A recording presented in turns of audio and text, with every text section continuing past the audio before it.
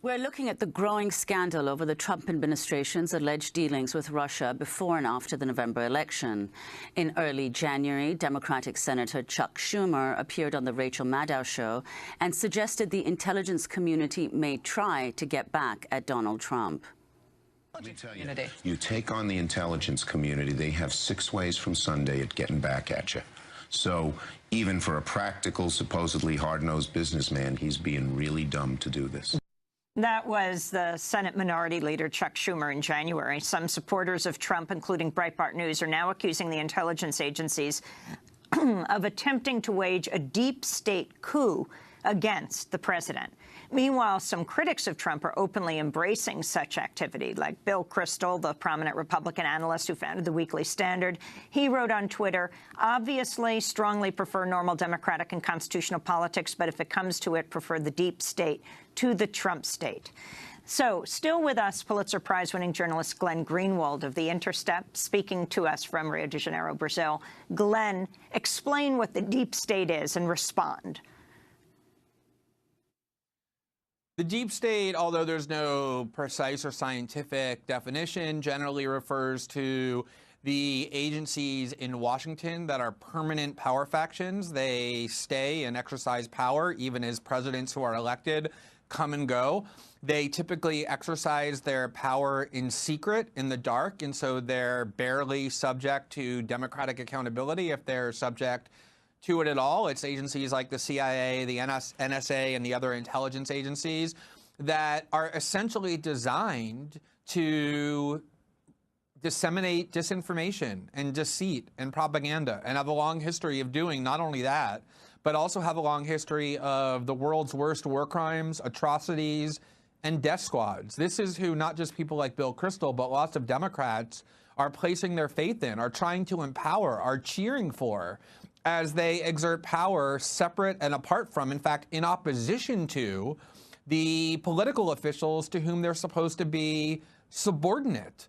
And this is not just about Russia. You go all the way back to the campaign, and what you saw was that leading members of the intelligence community, including Mike Morrell, who was the acting CIA chief under President Obama, and Michael Hayden, who ran both the CIA and the NSA under George W. Bush, were very outspoken supporters of Hillary Clinton.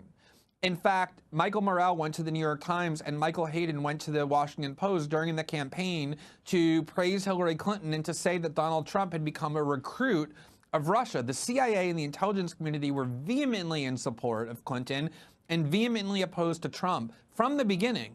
And the reason was because they liked Hillary Clinton's policies better than they liked Donald Trump's. One of the main priorities of the CIA for the last 5 years has been a proxy war in Syria designed to achieve regime change with the Assad regime.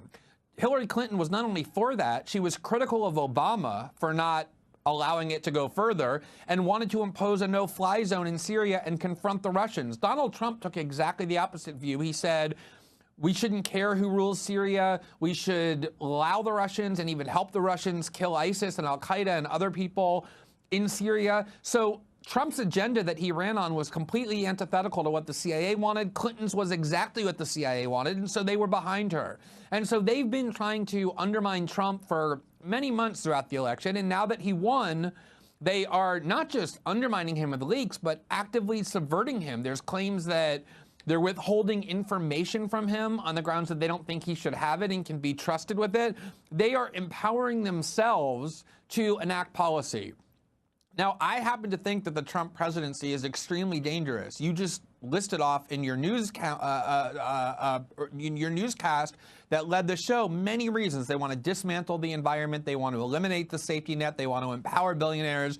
They want to enact bigoted policies against Muslims and immigrants and so many others. And it is important to resist them. And there are lots of really great ways to resist them, such as getting courts to restrain them, citizen activism, and most important of all, having the Democratic Party engage in self-critique to ask itself how it can be a more effective political force in the United States after it has collapsed on all levels.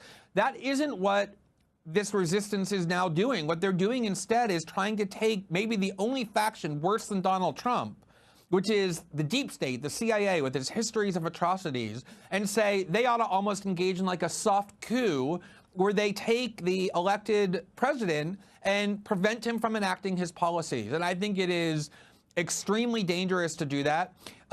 Even if you're somebody who believes that both the CIA and the deep state on the one hand and the Trump presidency on the other are extremely dangerous, as I do, there's a huge difference between the two, which is that Trump was democratically elected and is subject to democratic controls, as these courts just demonstrated, and as the media is showing, as citizens are proving.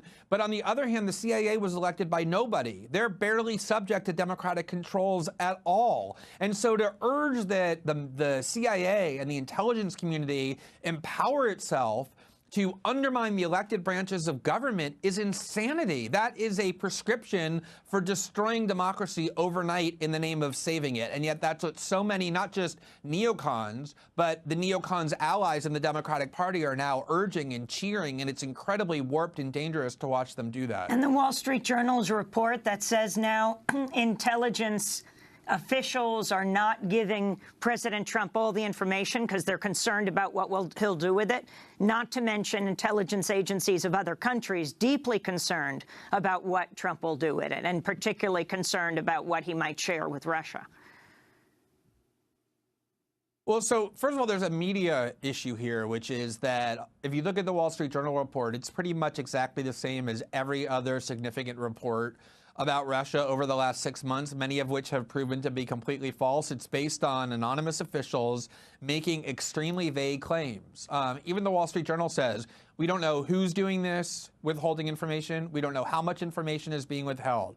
Secondly, the idea that Donald Trump is some kind of an agent or a spy of Russia, or that he is being blackmailed by Russia and is going to pass secret information to the Kremlin and endanger American agents on purpose, is an incredibly crazy claim that has been nowhere proven to be true. It reminds me of the kind of things Glenn Beck used to say about Obama while he stood at his chalkboard and drew those unstable charts that he drew, these wild conspiracy theories that are without evidence. We ought to have a serious, sober, structured investigation of the claims that Russia hacked the DNC and John Podesta's emails, and that there were improper ties between Donald Trump and the Russians, and that ought to be made public so that we could see the information. But this constant media obsession of leaking whatever someone whispers to them about Donald Trump and Russia because they know it'll get their reporters huge numbers of retweets on Twitter and tons of traffic by people who are being fed what they want to hear is really feeding into the worst kind of hysteria and even fake news that the media says they're trying to combat. These are really serious claims that merit serious investigation, and that's exactly what we're not getting. Well, in a recent piece in The Intercept by one of your colleagues, they write, if in fact all of this is nonsense, Trump has the power as president to make that clear immediately by declassifying all government intercepts of communications between Russian nationals and anyone in his orbit. So do you think, Glenn, that Trump ought to be doing that? I mean, it's an interesting point because, for example, there have been lots of claims made about the communications that General Flynn had with Russian diplomats and what these transcripts supposedly reflect, and yet nobody has seen the transcripts. We've seen little bits and pieces of them. We haven't seen the whole transcript. We ought to see that whole transcript, and my colleague John Schwartz, who wrote that piece, is absolutely right that it's within President Trump's power to order it instantly declassified. There's no review of that decision, and then it can be made public. On the other hand, it is really bizarre, just as a reporter who has been in the middle of a controversy for the last 4 years about the leaking of classified information, to hear people suggest that the president now ought to take the most sensitive intercepts that the government is capable of obtaining, which is how they eavesdrop on Russian officials inside the Kremlin, and just toss them to the public. Like, there's no problem at all with doing that. I think that what you're seeing here is this really disturbing double standard that all we've heard since the war on terror is that classified information is sacred, and anybody who leaks it is treasonous and satanic and belongs in jail for a really long time. And now classified information seems to be something that's just a plaything, like something that we just toss around for fun if it serves a certain agenda. And I think that that's one of the issues that's bothering me about the way this discourse is unfolding. Glenn, we're going to break, then come back and ask you.